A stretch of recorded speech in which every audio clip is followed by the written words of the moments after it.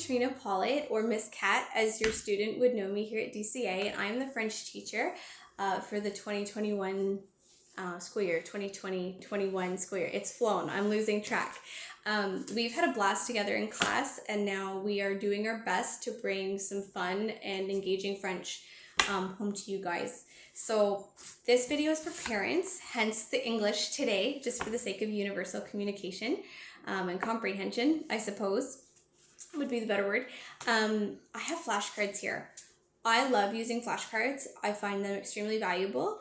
At face value, they can look kind of trivial or tedious. A lot of us have that association with them that, you know, apart from a speed drill in math with our multiplication or a division, or maybe we created them for a history test to get those quick facts and dates in our heads, they don't bring much to the table. But I would go so far as to say that they are one of the most engaging ways that I can get children going in a portable, low materials way, which is ideal for a French at home. I sent home a set of printer paper vocabulary lists 2 weeks ago in the student packages, and those could have been used to create flashcards on separate pieces of construction paper, or using to copy onto an actual flashcard, or cutting them out and gluing them onto construction paper. But if you haven't constructed a set yet, I would really encourage you to help your student do that. I really prefer when they take the time to either write it on construction paper themselves or on a flashcard, just because it's really valuable for them to get writing their words. Just like when we do dictation in our English, spelling is really valuable. Writing it out, it's a way of learning how that's supposed to look.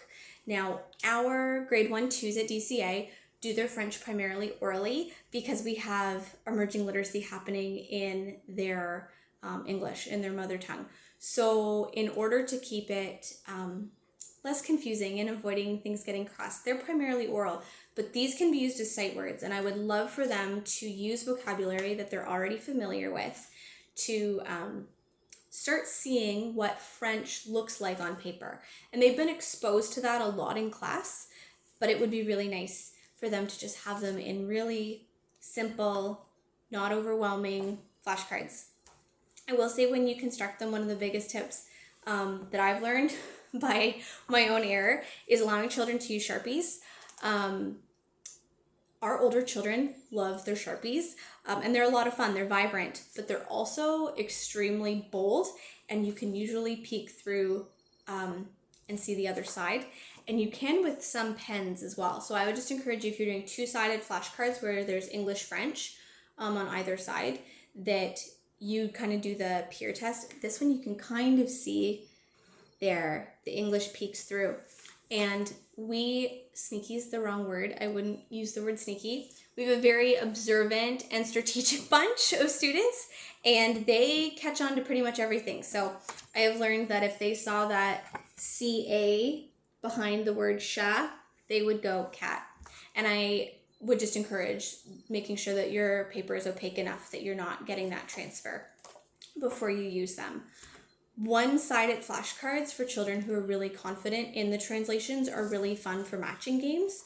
So doing like face down the words, and then they have to match them, English, French, or having two sets of the same word, and then it's like a memory matching game, and that's fun for them, especially with small groups. English, French on one side is really good individually because they can do that by themselves, but then they would have to have that English and French paired, and you could assess that that was correct and that they've completed it. So that one's a fun one. One that I like to do a lot is called montre-moi.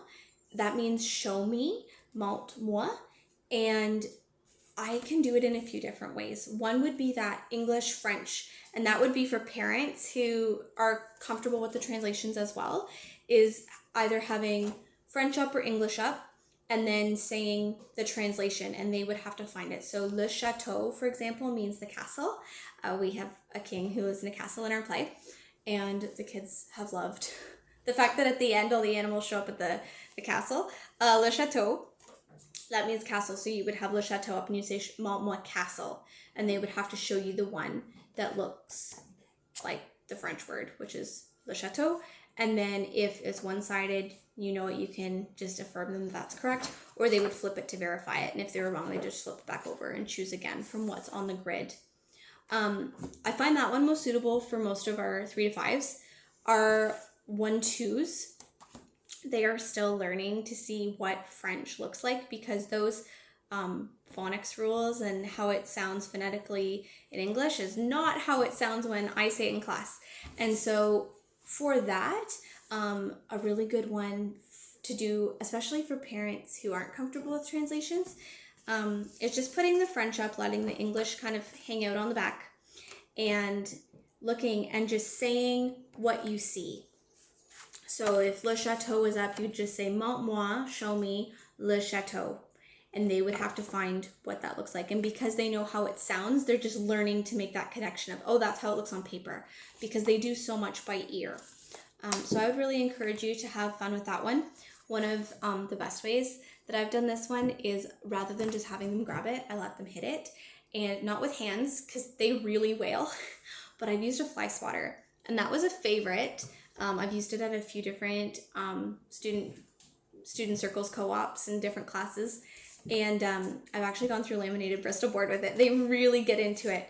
Rubber spatulas, if you don't have a clean, hygienic fly swatter in hand, a rubber spatula, anything that, a ruler, anything that they can whack it with, for whatever reason, that just makes it that much more exciting to go through your French vocabulary. So that one's a fun one. Another one that I like to do, which you can do at home. We weren't able to do it this year just with policies about bringing prepackaged food and things like that. But putting a treat underneath your card.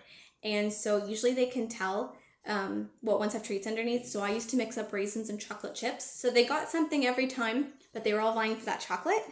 And so I would put a little treat under each, and then they would go through, find the translation, especially the older children, just laying them out individually. I could set it up and walk away, and I would ask them if I really needed to see that they had done that activity, to write down the translation, French, English, as they found it, and then whether they found a raisin or chocolate chip. So it got them practicing writing the French and English translations next to each other on the corresponding sheet. And then it let me know if they'd actually done it, because they knew if it was a raisin or a chocolate chip. Just a way to get it to be as individual as possible. I know that a lot of us have really different schedules this year, and we're juggling a lot. Where possible, prompting is best, but there are ways to do this round robin and individually. I hope that these prove to be useful for you guys and fun. It is my goal to have French stay as hands-on and engaging as possible at home without it being a stressor or something that feels tedious for students and for families. So I hope, that you have fun. God bless you, and I'll talk to you soon. Take care. Bye-bye.